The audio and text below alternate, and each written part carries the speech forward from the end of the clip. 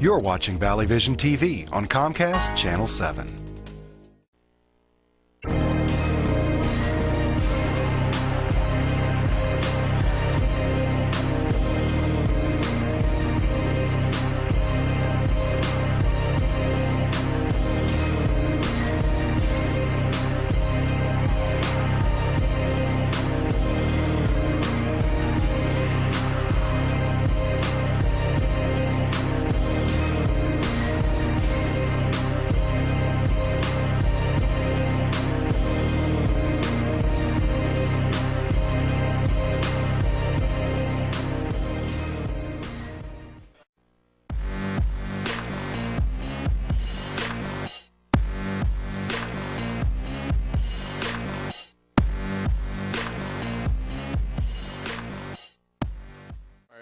Distance runs and having a big, strong base.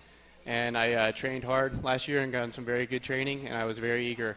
And I'd like to thank Coach Finn Pincus for that, because he was a very good guiding force for me throughout the year, and a source of constant encouragement and bringing me along there and helping me out. So I'd like to thank him, and I was very eager to get back and begin competing for Roanoke.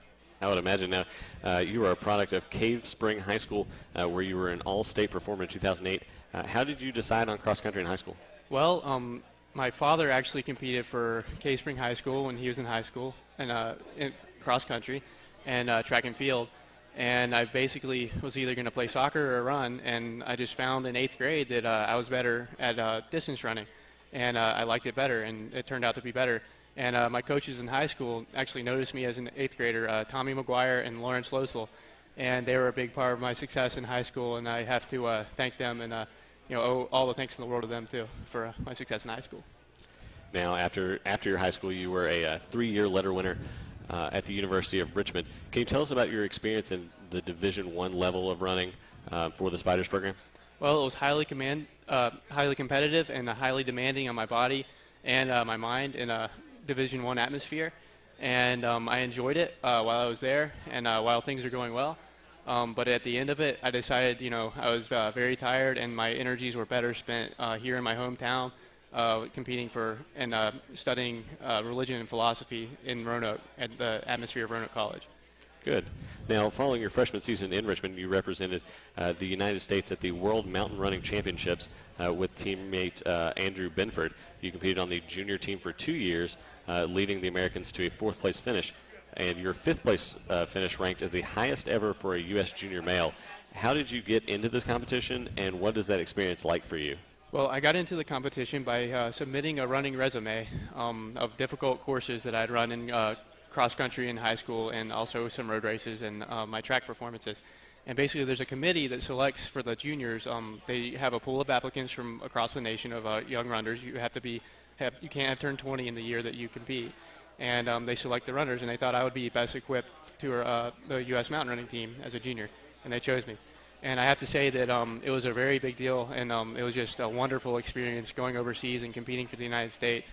And it's one of the biggest honors that I've ever been able to do, is compete for my country wearing the United States jersey. And it was one of the biggest honors that I feel that I've accomplished in my young life. Now, you talked about your running resume and some of your more difficult courses. What are some of the more difficult courses that you've run? Well, Jefferson Forest cross-country course is pretty difficult. That was a big deciding factor, I think, for the committee that selected me to the United States running team, mountain running team, because it's as notoriously very hilly. The state course in cross-country, both that single A, double A, and triple A run on, is notoriously hilly.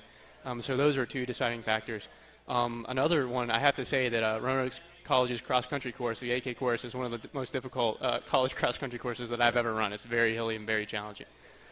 And you have made an immediate impact on this year's team at Roanoke, leading the Maroons to back-to-back second-place finishes, in addition to winning the Maroon Invitational on September 24th. You have won the last 3 meets individually and 4 races in the last 3 meets.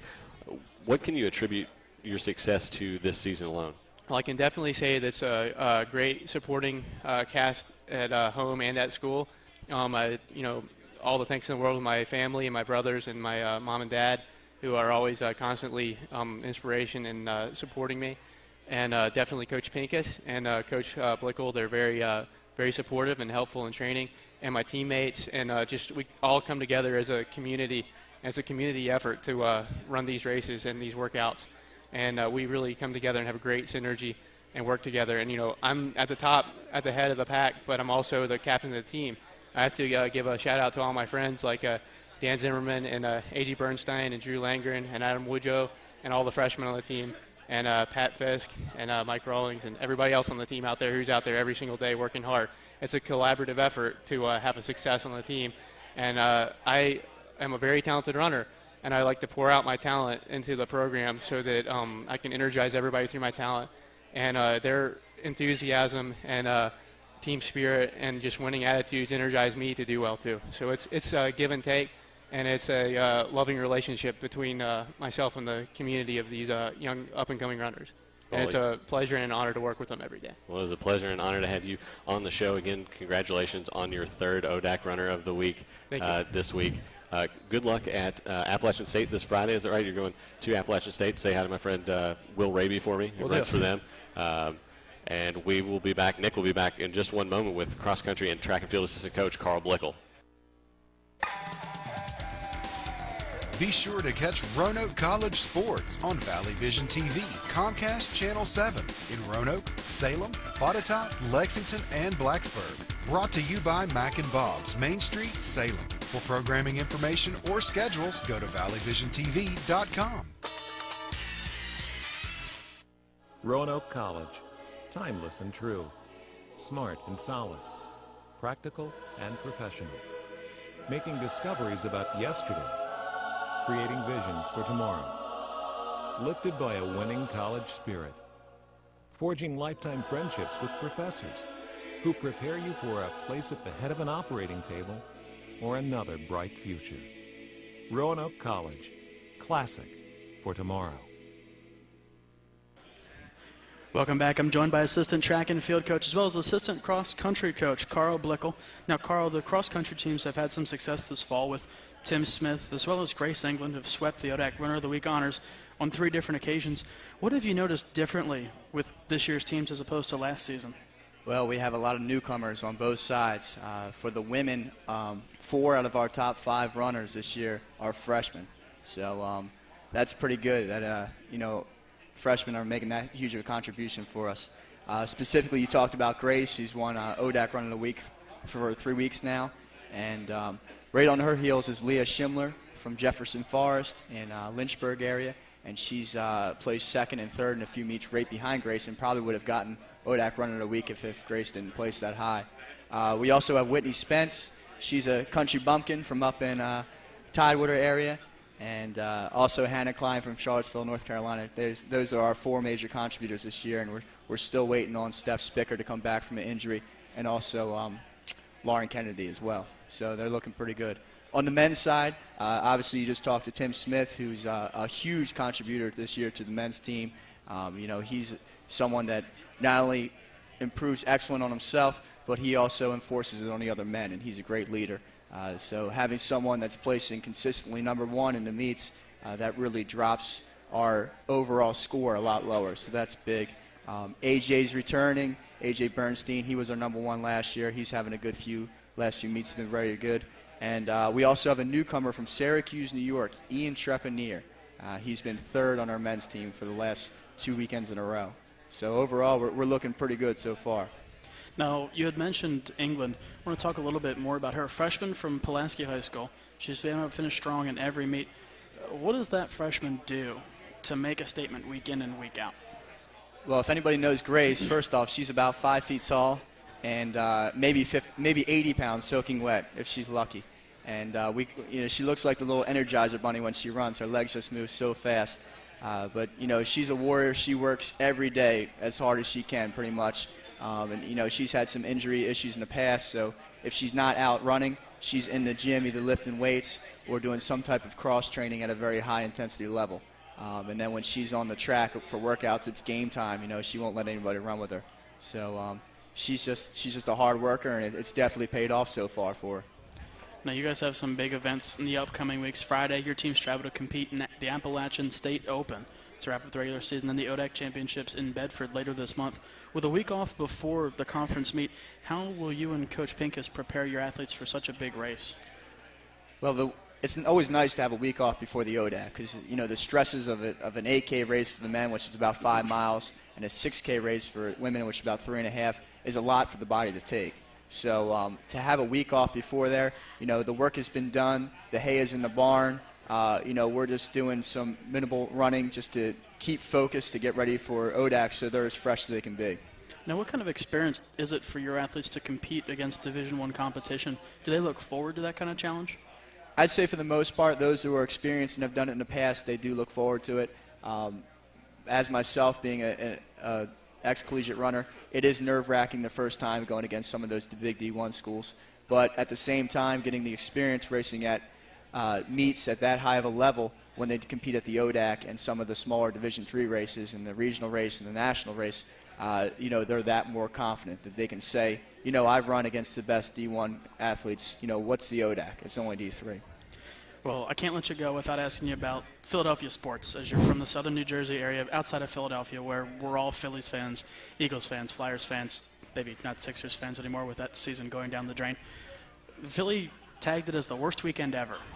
Was it the worst weekend in Philadelphia sports? You're a little bit older than I am, so you've seen a couple more years than I have. I have. It was tough. I know this is probably a PG channel here, so I can't have too many explicits over the air. Or none. Or none, exactly right. So, yes, I was not too happy with Philadelphia sports. Friday was a heartbreaking loss for all of us with the Phillies. Nobody expected that. The Cardinals, they pitched great, they hit great. They just completely outplayed us. There's nothing more to it. And the Eagles are in a complete disarray.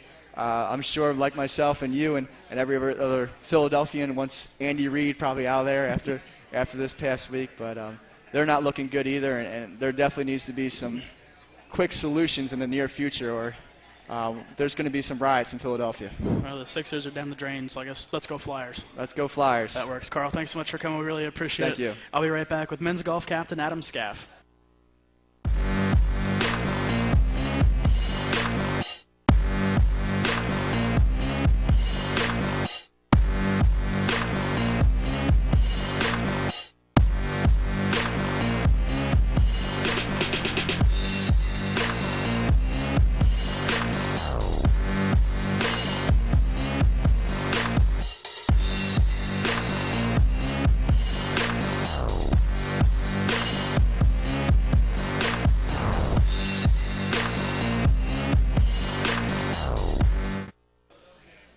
Welcome back. I'm joined by men's golfer Adam Scaff.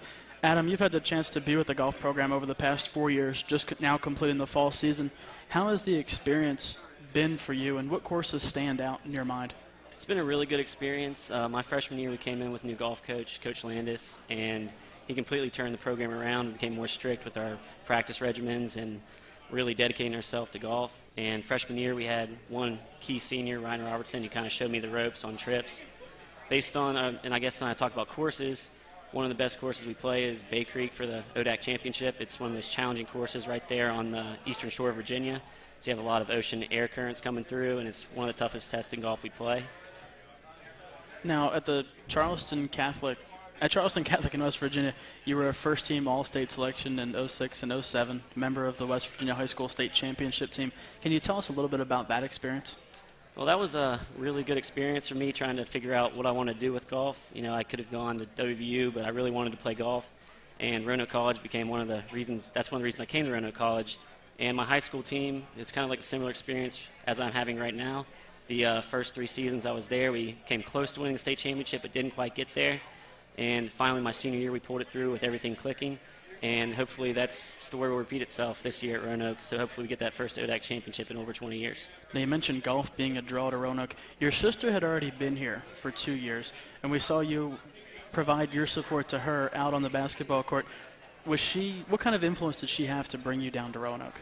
She had a major draw for me because she's one of my best friends. She is my best friend probably, and she's watching right now, so she's loving this question. So hi, Lindsay. How are you? Ever since I got here, I was kind of in her shadow freshman year. I didn't really have a true identity. Coach Dunnigan and all her friends started calling me Baby Scaff, and that name's been sticking ever since. She basically showed me how to be a student athlete. I just followed her role, and anytime I had a problem, she really showed me what to do. So thanks, Lindsay. Now, was she ever at your golf meets? She went to one, I think, because she was in school, and most of the time we're away during school trips. So she made it to one after she graduated. Now, in 2010, you led the Maroons to a 35th ranking on the national scale, one of the biggest jumps last year in Division III. That team finished third in the ODACs. What was different last year that caused your team to click? Well, the first 2 years, we had a pretty young team. We had 4 of the top 5 starters. Most of the time, we're being freshmen, sophomores. Last year, my roommate Brandon Ketron and myself and Rob Pepe were all juniors, and we started clicking, and we started playing together well at the same time. And Coach Landis really got us to, try to focus more on bringing it home for the team and separate ourselves from the high school, individuality of the sport. And once that started clicking in, lower scores came and higher finishes, and then obviously the ranking dropped because my freshman year, I'm pretty sure we ranked above 150 in the nation. So it's a pretty big change. Quite a big jump. Now, with all of your successes here at Roanoke, you've had 3 All-ODAC selections, 2 academic All-ODAC selections, the Cleveland Golf All-America Scholar Award. You're also on the Student Athlete Advisory Committee. What do you think will be the biggest memories that you'll take from Roanoke when you graduate in May? I think I'll definitely remember the long trips that we've gone on, but another thing I'll remember is how easy it was to balance school with golf, and getting all the golf awards is one thing, but a lot of those awards I've gotten are academic awards for athletes as well. And also being able to be on the SAC committee, it wasn't an obligation that I had to do, it was something I chose to do, and it's been a really great experience being on that committee and helping student athletes throughout the college and hopefully throughout the country. Now, what are your plans after you graduate? Hopefully going to med school. I'm actually not going to be able to play in the last term of the fall because I'm going to med school interview at Marshall, so hopefully that'll all work out. And I probably won't be playing any competitive rounds after ODAC, so hopefully that last ODAC will be a victory and then maybe go to nationals, so maybe that'll be my last competitive round for a while. We'll see. Thanks so much for coming down. Thanks Best of luck. Richmond, we're right back with women's soccer head coach Phil Benny.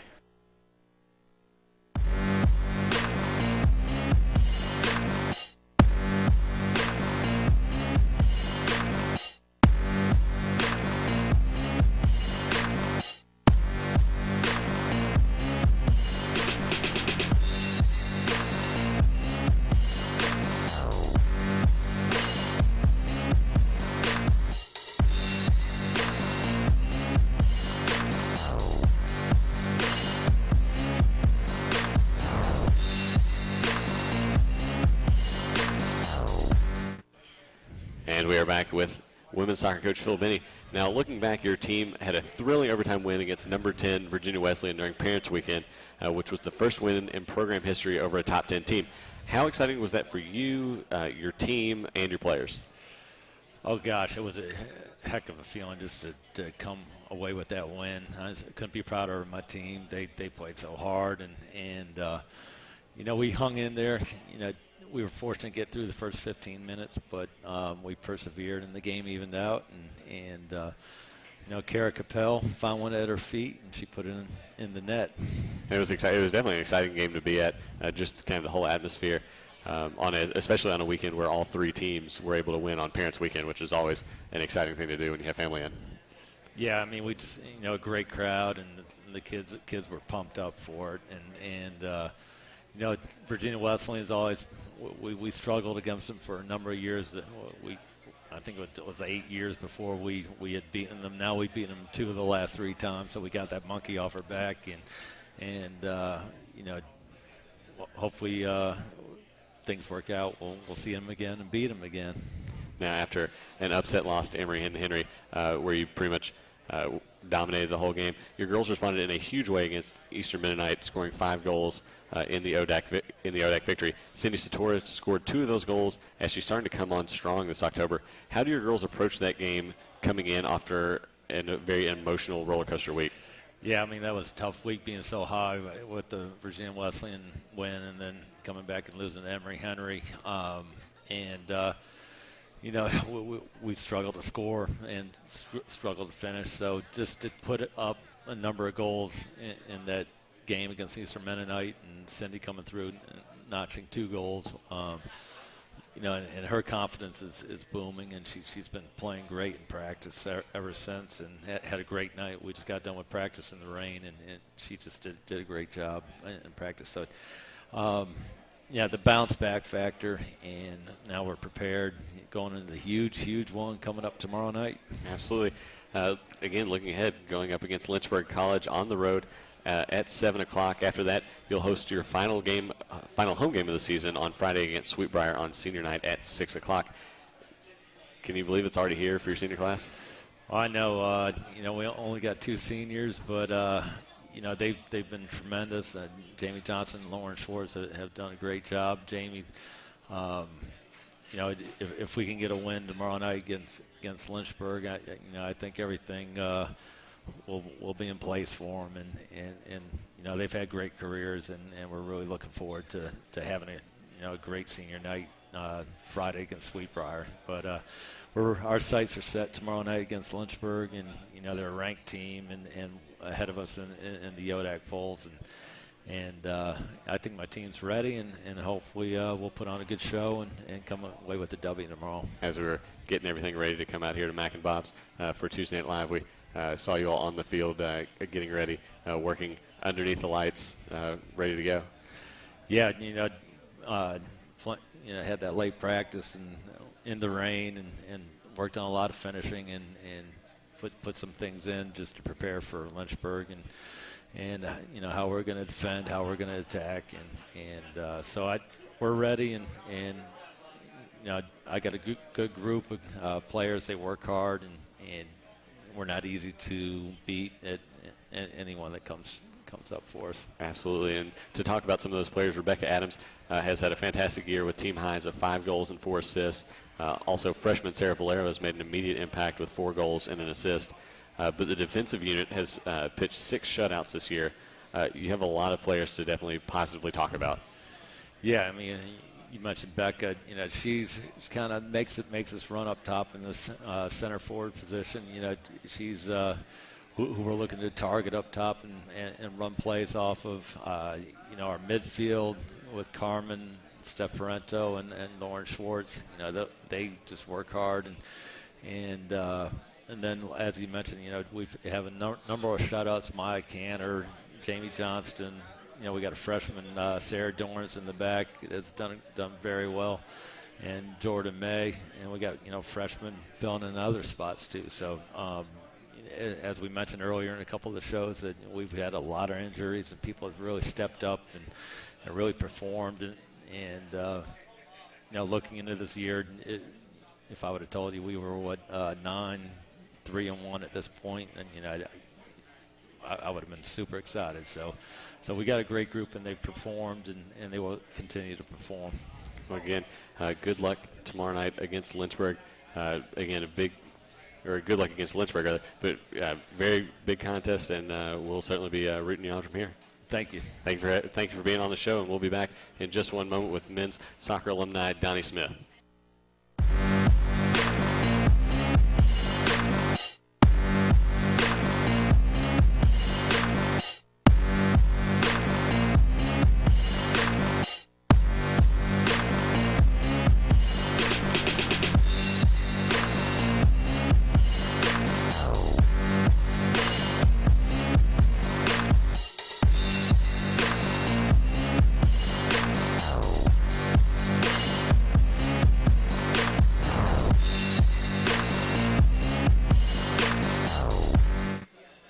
Back with men's soccer alumni Donnie Smith.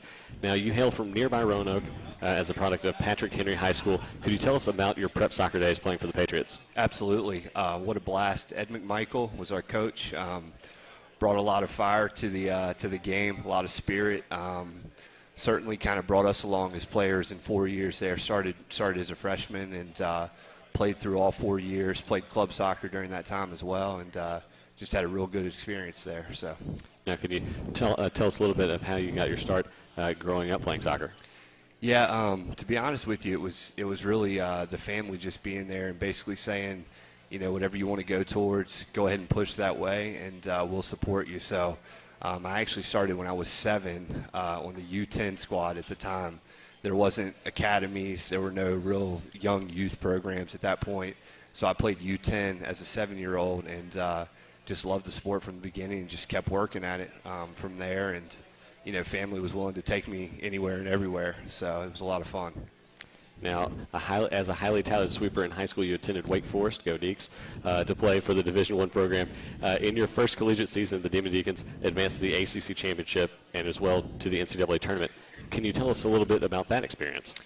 Yeah, truly a soccer culture there. Division I, top 5 in the country. We were 3rd that year preseason. And an experience where you got to play with a lot of players that were looking to go to the next level. So a lot of professional players that are still playing today in the MLS and elsewhere. So the minute you stepped on the field there, you had to lace up the boots and really get after it.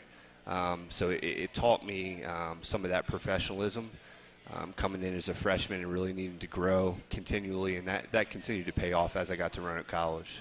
Now, to transition to that, in 2002, you came back home to play for Scott Allison at Roanoke College and had a stellar career. As a newcomer, you were part of a talented team that captured the ODAC championship and advanced to the NCAA tournament for the 2nd straight year. You came on strong by season's end, scoring all 5 of your goals in the final 9 matches of the year.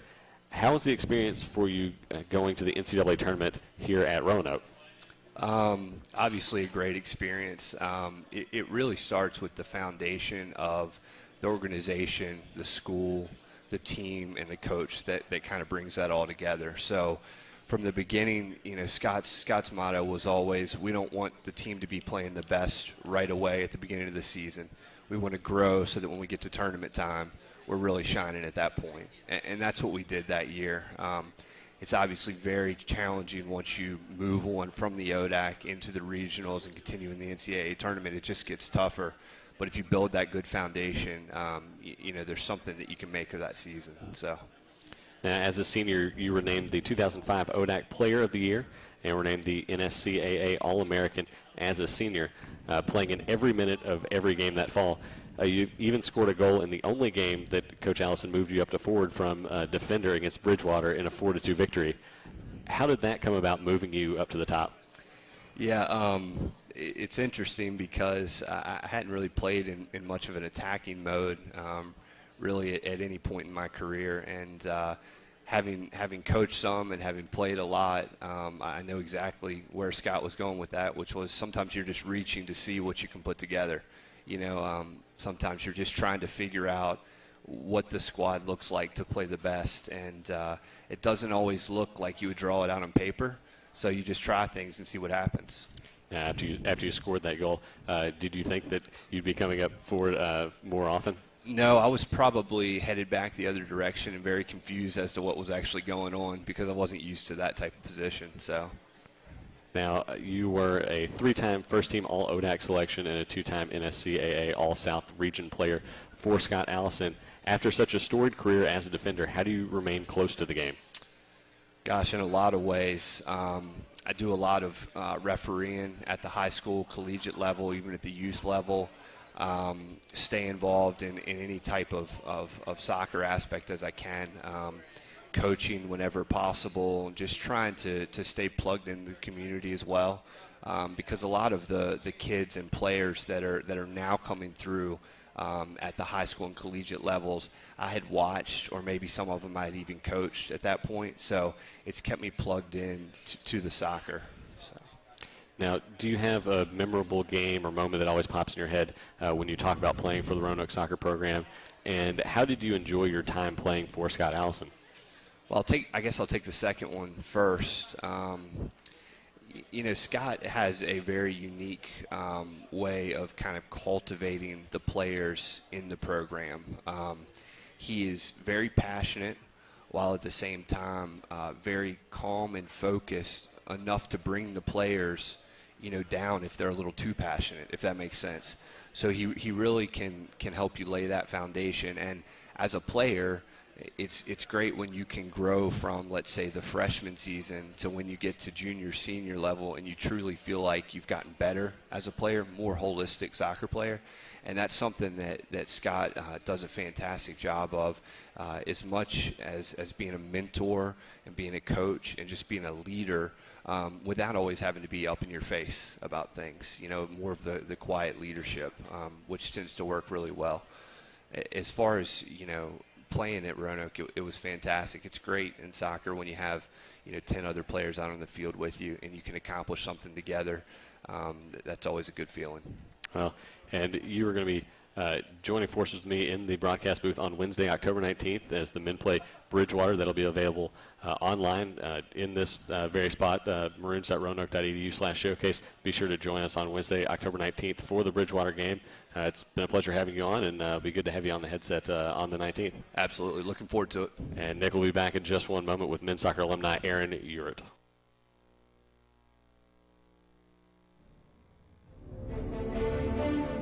Arguably, Aaron Uritt is the best goalkeeper to ever wear a Roanoke College uniform. Born and raised in the Roanoke Valley, Aaron Uritt would make national waves on the soccer field. Uritt became just the second All-American men's soccer goalie in Roanoke College history. Aaron had the ability to dominate a game more so than any other goalkeeper that I've seen. Perhaps even at the Division III level in the past 10 years or so that I've coached. I mean, he's as good as it gets. He was big, tall, he was rangy, had real long arms, and over the course of 4 years he developed such a presence and the ability to lead in the back. Just a phenomenal goalkeeper. The tall, athletic goalie took the keeper's reins in his sophomore year, and his incredible range earned him a nickname that rekindles the superhero in all of us. Aaron's nickname throughout his career has been Spider-Man, and he is tall and lanky, and got to a lot of shots and really chances at goal that a lot of other goalkeepers couldn't get to because of his athletic ability. He wasn't just tall, or he was quick. He was tall, he was lanky, and very athletic. Uritt was named the NSCAA Division III National Goalie of the Year in 1992.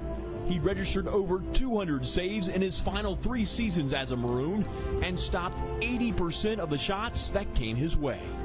Aaron's playing career transitioned into the professional soccer ranks with the Roanoke River Dogs and the Roanoke Wrath, where he would once again display goaltending at its finest. His success off the field rivals his triumphs on it.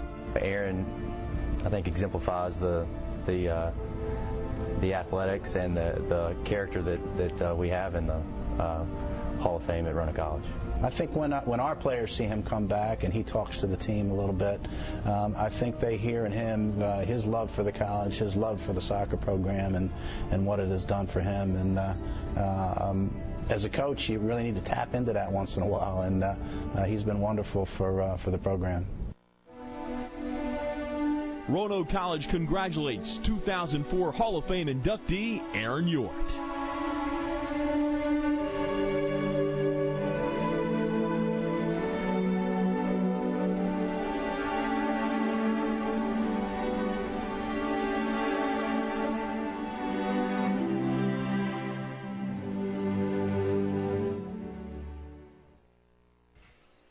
Welcome back. I'm joined now with distinguished men's soccer alumni Aaron Uritt.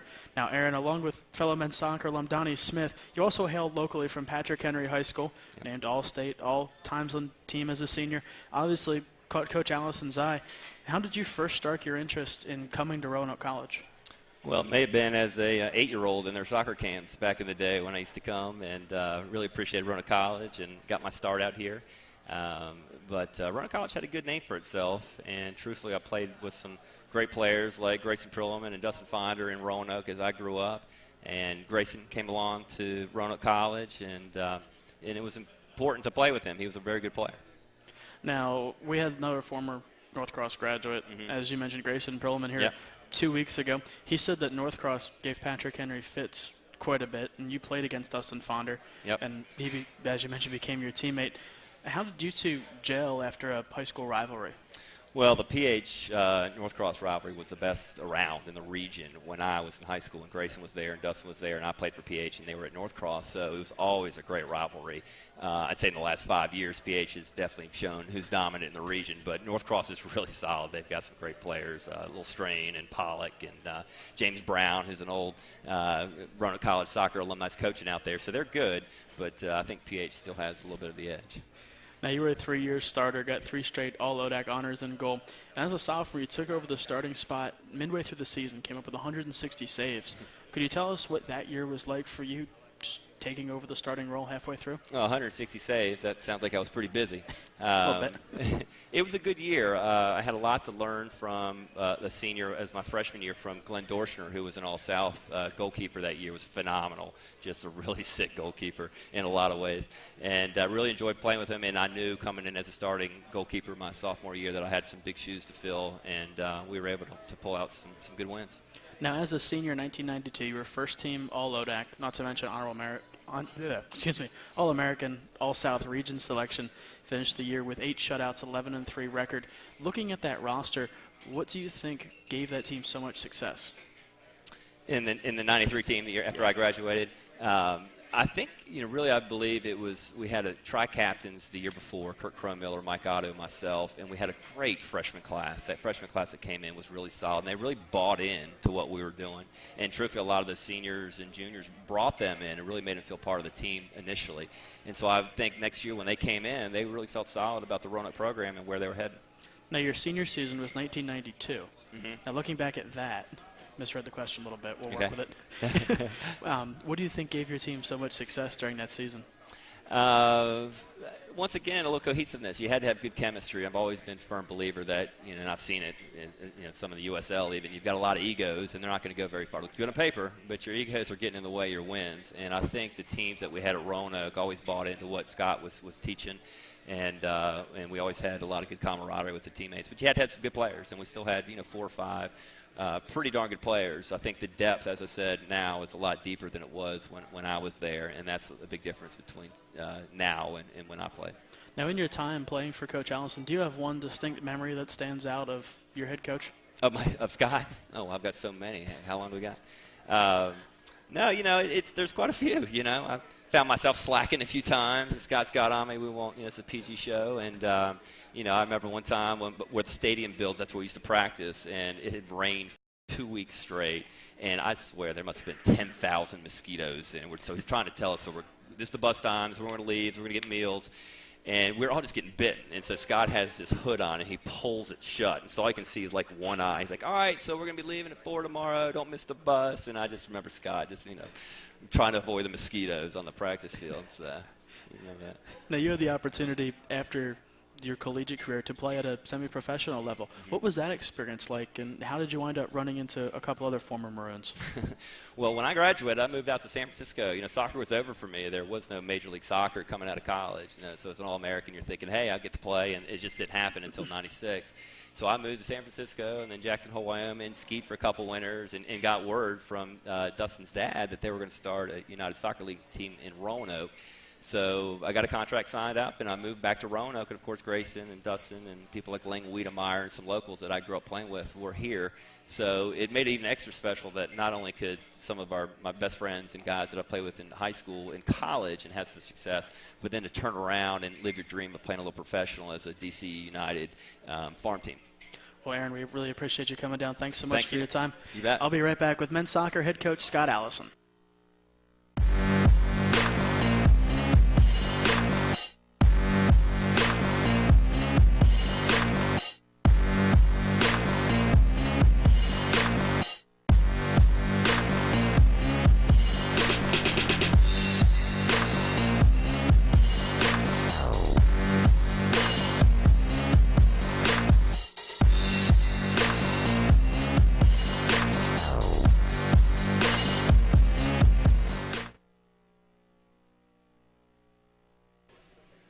Welcome back. I'm joined with men's soccer head coach Scott Allison.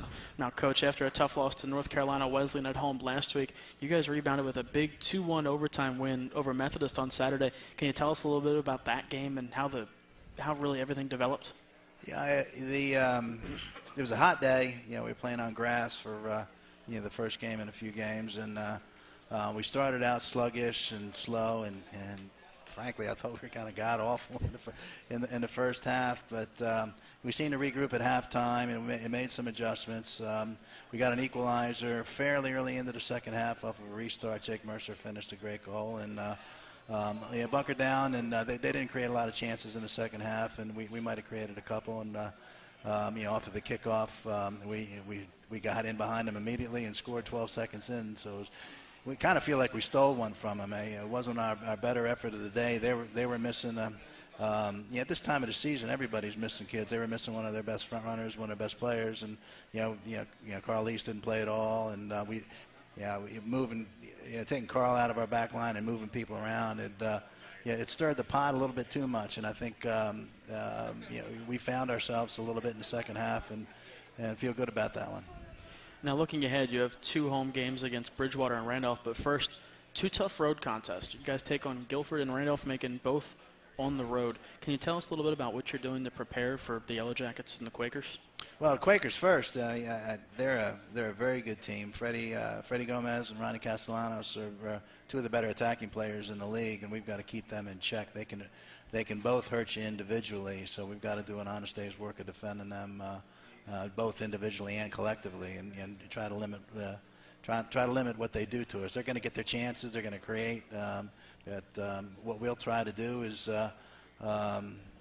just try to be able to both counter and possess, on plays where they're not involved, and off of us collecting balls that perhaps they've created. I do think we'll find some room tomorrow to play in. I do think that it's going to be a tough battle, but it's a turf game. Both teams are good turf teams, so that'll be a fun one to watch, and we think we're prepared. Now, Randolph-Macon has had a good year. I think they're in the upper half of the league. Peter McAvoy does a nice job. It's on grass. With the weather, it might be a little bit of a slow pitch at the end of the weekend. But it's the first day of fall break. I know the guys are looking forward to putting at least the academics away for a week and focusing on soccer. So they're looking forward to Saturday as well. But they're all keyed up on tomorrow night's game. Now, you talk about your team being a turf team. When you guys go on to play on a grass field, what are the adjustments that your players have to make after practicing and playing most of the year on the turf? Nick, there's a little bit of a different bounce that you have to get used to, and you have to run through a little bit differently. I mean, the turf ball does bounce a little bit higher, so you've got to be prepared for that. The roll is a little bit differently. It's such a true roll, but because it's such a true roll, it's a faster roll. So the speed of play is just so much faster on turf, and things slow down a little bit on grass. And sometimes they slow down to a snail's pace on grass for us, and we get a little bit frustrated. The guys get frustrated with themselves and with each other because to them it seems like they're moving at a snail's pace when they're really not. So, but we're very fortunate at Roanoke College that we have the Elizabeth campus, 120 by 80 of Bermuda that we can train on when we're leading up to a game, and most of the grass fields in the league are Bermuda grass, so it helps us get prepared. Now, with the win on Saturday, you're now at 293 career victories entering tomorrow's contest at Guilford. There's 6 games left in the regular season, plus the ODAC tournament. So there is a realistic possibility that you hit 300 by the end of the year if your team keeps going the way they are. Already the Roanoke and ODAC career wins leader, what would that milestone mean to you in what's already been a very accomplished career? Just like any of the other ones, honestly, they just make me feel old. We're just going to try to take, each game as cliche as it sounds. I sound like Crash Davis. You take them one game at a time and try to take them one half at a time, and try to take them one pass at a time. Now, Brian White and Johnny Hughes have both been recognized by the ODAC as a Player of the Week this fall. Could you tell us a little bit about their impact so far this year? Well, Johnny Hughes is a tremendous player. I think Johnny Hughes has got a Division I body and has got some Division I feet, and he gives people a lot of fits, and he's so crafty in and around the box. We've used him off the bench strategically. He reads the game pretty well when he hustles while he waits, and he gets out there and seems pretty adept at making things happen. So we're very fortunate that Johnny landed here. a couple of big goals early. He's chomping on the bit to get his next one. Brian White has had a tremendous year. He's always had a knack for the goal. He's adept. He times his runs very, very well. I know the North Carolina Wesleyan game, he got in once and just missed a goal that would have put us up 2-1. Broke his nose in that game, but it isn't all the worse for wear. He's okay. He's still going to be able to play, but he's had a great year as well. He's one of the better finishers in the league, I think. Now, another big component of your team's success this year has been goalkeeper Avery Makel. The first year he transferred here from Longwood, missed most of the season with an injury. Last year, split time with Ryan Russell. This year, the job's been his to lose. How do you think he's handled it? Oh, geez, I think he's handled it well. Poor Avery came into the season, pretty banged up. He had a knee problem. Actually, in our spring game last year, he knocked knees on a breakaway with the front runner coming in, and did a lot of rehab in the summer and was kind of hobbled early in the year. And I think he wasn't able to take our goal kicks, but so we've made a lot of adjustments, and he wasn't confident and didn't feel good about himself. I think all that's gone. I think he feels good about himself. I think his confidence level is through the roof, and he's been playing very very well. And we're very, very confident with him in there when he's real confident. Thanks so much for coming down, Coach. I really appreciate it. Thanks for all you do for Roanoke College. My pleasure. Good luck tomorrow at Guilford. I'll be right back with strength and conditioning coach Dave Sampson for the meets of the week. What makes D3 special is the ability to participate in my team and within the broader community. The perfect ending to a perfect season. Being a D3 student athlete has completely expanded my life. I learned how to lead. I really found a voice. What time is it? It's more about the experience rather than just a sport itself. Without the experience of being a Division III student athlete, I wouldn't be the person who I am today. NCAA Division III. Discover, develop, dedicate. You hear me? We can hear you. Welcome back. I'm joined with Dave Sampson as we take a look at our meets of the week. Let's start off tonight with volleyball. Great idea. Volleyball it is. Filled with them. Let's talk about two young ladies first. Shannon Stone moved into 6th all-time with assists, and Kelsey Largen moved into 4th all-time with kills. I've watched them over the past couple weeks. They've done a heck of a job. Their record's not reflective of that, but the girls work hard day in and day out. And my award this time is going to go to Shannon Stone. Shannon Stone getting the honor with the volleyball meet of the week. Now, moving on to field hockey. Right. Field hockey, I've seen the last couple games they've had. I want to talk about several girls first. Number 1, Marielle Hunt has had some great games here of late. Leanna Hackborn, Abby Bjork, and Kelly Finn all have been chipping in and doing phenomenal jobs on the field. For the Lady Maroons field hockey team. I couldn't be prouder of them. I've watched them practice over the past couple weeks, and I've seen the last couple games. But Tina Shiccoloni, as is tradition, and she's on the list week in and week out. I'm giving it to her again for the simple reason that she's been stepping up, making saves. At the present, she's got 472 saves, and that puts her, I think it's like 2nd all-time. Is that right? I'd buy that. So hats off to her. Tisha, keep up the good work. Good things are happening. Coach Banks, she's really got that team turned around, and we're headed in the right direction. I couldn't be prouder of the girls. Moving on to women's soccer. I think I know who's going to get this one. Let's see what you got. Do you already know? I don't already know, but I watched the game. Actually, she's not even nominated. No, let's hear What's it, up Karnak. with that? All right. Well, who do you think's supposed to get it? Let's hear it. Cindy Sutura scored 2 goals on Saturday. And that's pretty good. And if we reflect, I think we say that goal scoring is not necessarily a prerequisite for getting meet of the week, is it? Not necessarily, but it can be. It's not. It never has been. All right. It's not going to be. We know who's hosting this show. Cindy works hard in practice and she works hard in games, but sorry, she's not up for nomination. My first nominee, Becca Adams, in the last game, she really played a phenomenal physical game. I'm proud of her. She doesn't like being pushed around. When she does, she answers back, and she left it on the line. Nominee number 2, Genevieve McManus. I was out working them out the other day. She was working really hard in practice and just showed the team this gargantuan cleat mark down almost the entire length of her leg. That alone will get you meat of the week right there from an opponent, no doubt. And also Carolyn Sarbacher, the starting goalie from Maryland.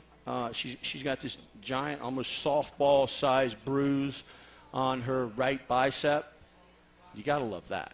How do you not nominate that? All right. Do you have any response to that? I have none. What were you expecting? You have no response to that, do you? I don't usually, do you? I don't like it. So my meat of the week for the women's soccer team is Genevieve McManus. She's really been working hard. I've had the girls in the weight room the past couple of weeks as well as on the field. Genevieve has done a phenomenal job in there, has really worked her tail off. So Genevieve, good work. Here's your recognition, your meat of the week this week. Come get your T-shirt. Last but not least, men's soccer. Men's soccer, they're off. They're having a great year. My nominees, let's talk about first Chris Fisher, freshman. I love his spirit. He's not a starter. He comes off the bench and he goes 100 miles an hour the entire time. The kid plays like his hair's on fire.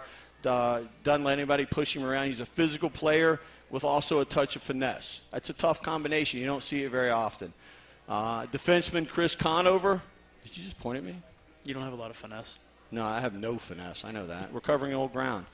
Chris Conover is the epitome of a meat. He patrols the back for the defensive side of the Maroons and doesn't like to be pushed around. When our guys get a little chippy, Chris steps in and he settles things, and I like that. He sticks up for his team. He doesn't like people coming into his own backyard and pushing us around, and he stops you right there. So Chris, mad props for that. I'm proud of you. And Brian White, I can't say enough about Brian, another freshman in the last game, actually 2 games ago at home.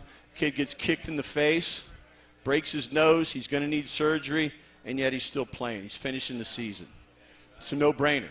Absolutely. Kid's meat of the week. Brian, I'm not giving it to him because he's scored a lot of goals, and he has. He's been a great asset to the team, but the kid's a meat. He sucks it up. He plays. He digs down deep, and he lays it all on the line. He doesn't care what he looks like. This isn't a moneymaker for him. It's not. He gets after it. So Brian, I couldn't be more proud of you. I see him in the weight room. I see Fisher in the weight room, Conover in the weight room. Garrick's in there, AJ's in there, Spencer's in there. Those guys have done a great job working really hard on the field, working really hard in the weight room. I know Coach A and Glenn are proud of them. Like I say, this is probably the best team as far as cohesiveness that I've seen in quite some time. I think Coach A said maybe like 2008. So, I look for good things from them. They suffered a tough loss against North Carolina Wesleyan. Pulled their big boy pants on and went down to Methodist and came away with a victory. That speaks volumes for them. I'm really proud of them. White, McManus, Shickalone, and Stone, your meats of the week. Come get your T-shirts. Thanks as always. Richmond and I will be right back. Roanoke College. Timeless and true. Smart and solid. Practical and professional. Making discoveries about yesterday.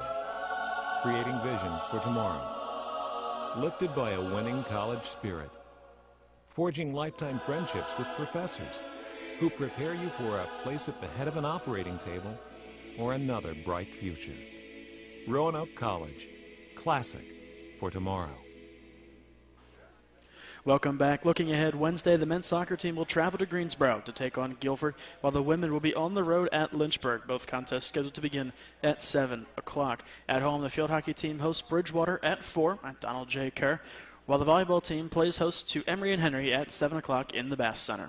And moving on to this weekend, the volleyball team will play 2 games at home Friday night at 7 against Virginia Wesleyan and on Saturday at 11 against Randolph-Macon. The cross-country team will travel to Boone, North Carolina to run in the Blue Ridge Open, hosted by Appalachian State on Friday. And the women's soccer team will travel to play Sweetbriar on Friday at 7 o'clock, while the men will travel to face Randolph-Macon on Saturday at 3 o'clock. Don't forget, you can follow Roanoke College Athletics as well as the RC Maroons on Twitter. You can also like them on Facebook. That's all we have for you tonight. Thanks so much for joining us. For our Sports Information Director, Brad Moore, Athletic Director, Scott Allison, Technical Director, Reed Hall, Richmond Bramblett, I'm Nick DeSanctis. We'll see you next time.